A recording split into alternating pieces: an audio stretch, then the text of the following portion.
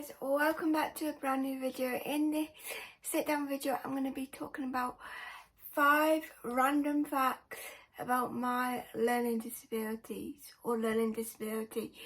It is only 5 because I cannot remember, I can't write down 10 random facts, and in the last 10 random facts about my cerebral palsy, I think it was around 7 actually, but that's my main disability, so it's easier to come up with interesting facts about my specific cerebral palsy. But I have got exactly five facts about my learning disability, so let's just get into it. Also, let me know if you like the background, I'm trying to change it up. Now this one can be more related to my epilepsy than my learning disability. That's why it was kind of difficult to come up with random facts, because I want to do a version of 10 random facts or 5 random facts about my epilepsy. So it's kind of hard to pick the ones that are more about my epilepsy than my learning disability, because I've got so many disabilities, and the ones that I have got, the symptoms or the side effects from them can join together. It could be my learning disability, but it also could be my cerebral palsy. Could be my cerebral palsy, but it also could be my epilepsy. So the first one is I forget how to do a skill if I don't do it for that long. So for example, riding a bike, my brain knows how it works, and I need to keep my balance. But I don't know if it's partly because of my epilepsy, memory issues, but also it takes me a while to learn things. So on top of not doing that skill for a while, my learning brain probably forgets it as well. But then on top of that, my cerebral palsy with my balance. So I think it's just a mixture of all 3 disabilities.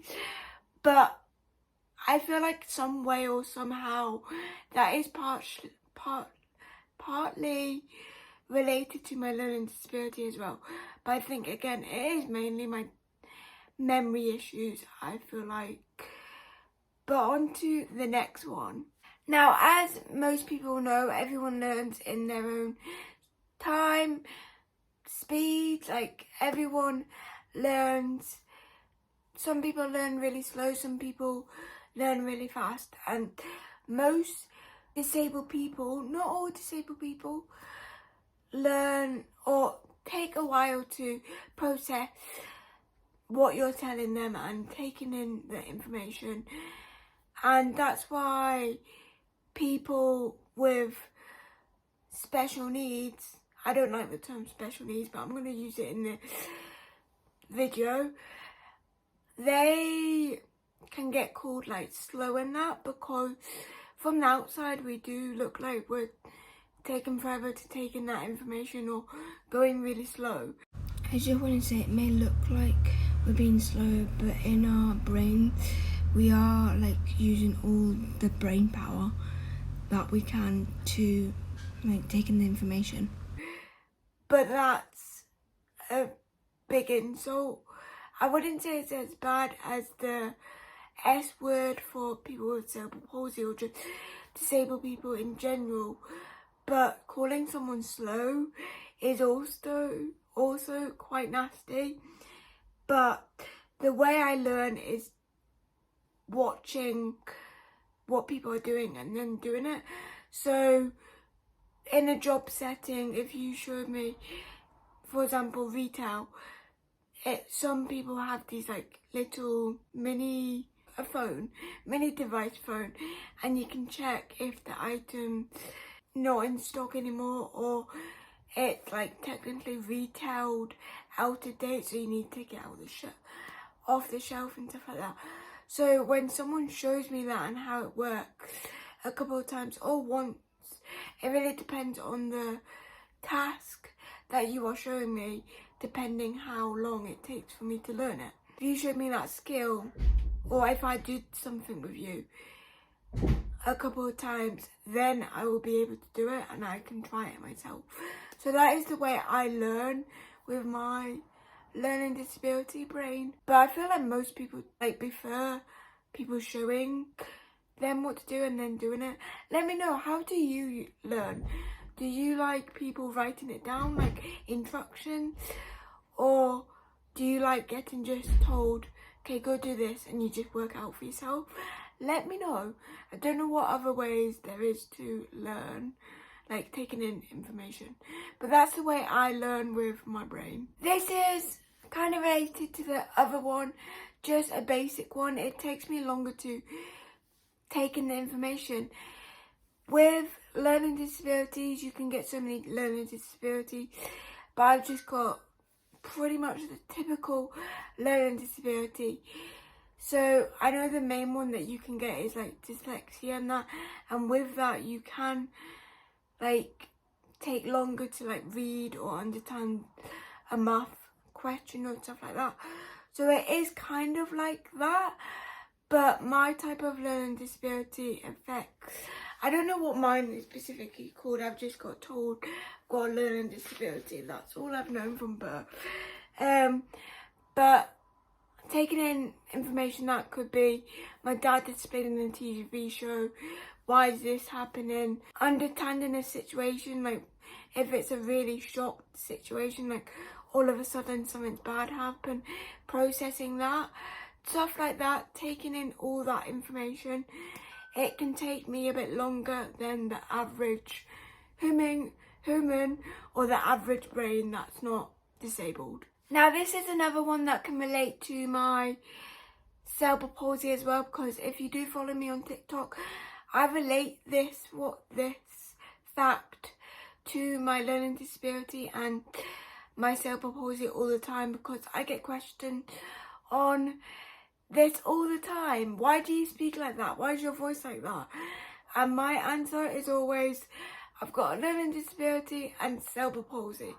Yes, cerebral palsy can affect your speech, if you did not know that. But also, with me having a learning disability, when my cerebral palsy brain doesn't want to say a word, let's say that, and it won't come out my mouth, but also because, like, it's hard to explain. Obviously, the learning disability is learning how to say words, learning how to take in information. But while you're having that moment of, I can't get this word out, but let's say I also can't read that word, or just generally I can't get this word out, but I know how to say it, on top of the learning disability. It's hard to explain, but pretty much when I get too tired, my speech can muck up more than usual. Now, I've got quite good speech for the disabilities I've got, I think. I'm like way better than I was when I was younger. I can't really remember my speech when I was younger, but I think it was worse when I was younger than now. But again, it depends on emotion. If I'm angry, if I'm happy, if I'm sad, but also if I'm tired. Like, my speech can go depending on either of them. But also on a day-to-day basis, there is some words that I can can't say. I can say them, but it takes me a bit longer. Now this goes on to a next fact about my learning disabilities. So the last and final one is, I can read, but there is some words that I struggle with. Now, I got a question about this last night on my TikTok, something relating to like reading or something like that. I can't remember the exact question, but yes, I can read. This is the book I'm actually reading right now. I've not read it for quite a while though, but I am currently reading this one. I have got up to, I'm nearly on the chapter about feelings, because this is about manifesting. I'm on that chapter, and then I'm on that chapter. So I've done about that much of reading. Now, I used to not enjoy reading that much because of my learning disability. Some words can be difficult to pronounce, and sometimes it is like, what's even the point? Like, what's even the point of trying? Because one, my cerebral palsy doesn't want me to bring out the word, and two, trying to pronounce that word, my learning disability isn't letting me either. So they kind of join together and it gets frustrating. But also finding, if you struggle with reading or you're like me and you could read, it feels like more a task than a hobby, because there is going to be not loads of words, but there might be multiple words in this big book that you're going to struggle with. And I don't know about you guys who have learning disabilities, but for me, it's always the words that if you leave it out, it doesn't make sense. Luckily with these, you can kind of do that because it makes sense. But your phone, Grammarly, can't remember the app. That app's a good app to do like reading books, or like reading a sentence that you can't like read properly, or just the setting in Apple. There's a setting in the Apple settings, I don't know if it's on a Android phone, but you can actually put a speech thing on. Most blind people would do this, but also people like me who have a learning disability that find some words hard to pronounce, just swiping across the word and selecting it and pressing speak, because I don't struggle with understanding what the word means, it's pronouncing the word. So yes, I do still read, but sometimes with some certain words in books like this or other books, I need to write it down and like spell it, get the Apple settings speaker thing to speak it out for me, and then I'll understand it. But what I was saying before I carried on with that is, if you get into a genre, I think it's called, that you enjoy, that will help you want to read more. Because I used to I've got loads of books like about bands, I've got the Saffron Barker book, I've got loads of books that I enjoy. But I have realised that I do read more these types of books, like The Influencer Overnight by Revolution. I read that. I've got another manifesting book that I finished. So I'm probably into like power girl books in a way, like boss woman books and manifestation. They're the types of books that interest me. Like, I do like reading some stories, like I've got the Kiss and Booth books and stuff like that, but these are the ones that interest me and make me like read for longer, even if I am struggling with a word. It makes me want to learn the word because I'm interested in the book. So definitely, if you want to start reading, you want to start making that your hobby, find a genre that you enjoy. Thank you for watching this video. I hope it was entertaining and educational in a way, because even though I'm just telling you random facts about my disability, you might not know some of these facts. Let me know in the comments, what ones did you not know? Or the way I've explained it, what ones did you not know that could happen? I feel like I've said the most basic ones, but I just wanted to explain it more in detail on my behalf of having this disability. And I know people who just have a learning disability might experience this different, because I've got cerebral palsy and epilepsy on top of it. So the reason why my epilepsy can be related to this is the medication I used to be on has gave me memory issues that I still get affected with and probably always get affected with. So like the learning how to do a skill, that might be part of my epilepsy because of the medication I was on for my epilepsy. It's still related to that, because when it's not as bad. When I was on the medication, my memory was rubbish. I lost everything at school. There wasn't a week that I did not come home and be like, I've lost this today. I don't know where my PE kit's gone. And this is a tip. Even though this is about a learning disability video, this is a tip. If you have epilepsy and you're like me, or even if you were on the medication and now you're not, and you're still having them symptoms and the long-term epilepsy and memory loss and like long-term memory, short-term memory. Here's the thing, if you lose your phone, I know it's quite expensive, but get one of these or any Apple Watch that can have that bit there, because I'm filming on my phone right now so I can't do it, but when you press that, it vibrates your phone and makes a noise, and I lose my phone even around the house. I'm also that type of person who never has their phone on loud, so if you're like me and you never have your phone on loud and you lose your phone everywhere, get an Apple Watch or get a watch that has that like setting, and literally even if it's dead, even if it's on mute, you just press that and it will go off.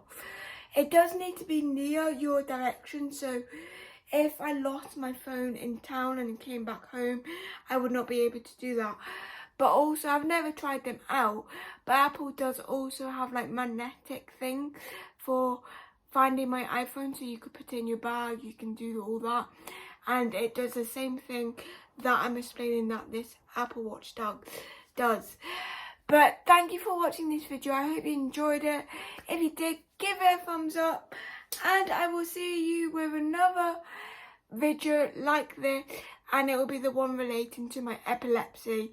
So if you want to make sure you will be notified or get an alert or just know when I upload, because I don't have a schedule anymore, I just upload whenever I feel like it, and that could mean I will upload less or upload more.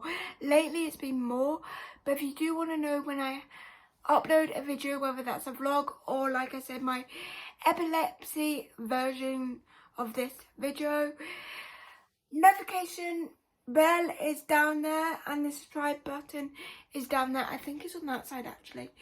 So hit subscribe and hit the notification bell and you'll be notified whenever I upload a video, whenever a video is premiering or anything like that. But I will see you with, I think the next video will be a vlog of this day. So stay tuned for that. Bye!